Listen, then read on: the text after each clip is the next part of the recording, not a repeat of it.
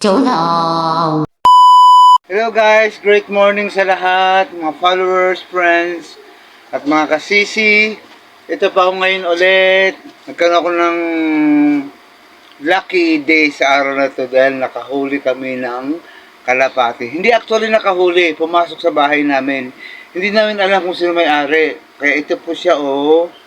Ito po, tingnan nyo. Bebe, sino may-ari sa'yo? Nakita ko ng asawa ko na sobra siyang payat kahapon. Ngayon, pangalawang araw pa lang, pinapakain namin, hungry na hungry siya. Ang pangalan mo, bebe? May number siya. Kung sino makakita sa video na to, may nakita kaming kalapati pumasok sa bahay namin. Handa kong isauli ito kung sino mag-claim. Ito yung ano yung ito. Basta patunayan nyo na kayo ang may-ari. Ha? Nabebe. Tinan mo doon, oh. Ang ganda-ganda. Tinan mo pakpak niya, oh. Payat na payat na makita, hindi siya makalipad. Hinahabol kasi ng ano namin, ng aso. Kaya ang ginawa namin, hinawakan ko ng gusto kasi kumaya, kainin ang aso namin.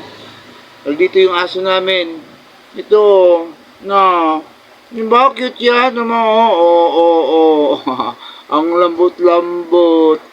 Malakas siya kumain. Yung pinakain, medyo lumakas kasi siya ngayon.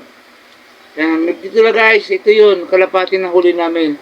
Kaya inuulit ko kung sino may-ari nito, pumunta lang sa akin, makipag-contact sa akin. Isa sa uli kung sino may-ari. Basta patunayan na kayo may-ari ha. Meron siyang code sa paa.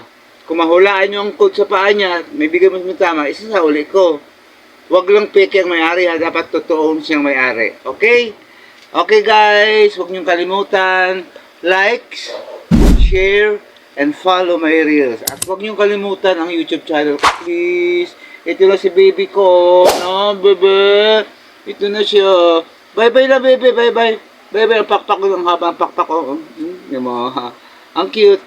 Bye-bye, see you next time, bye-bye.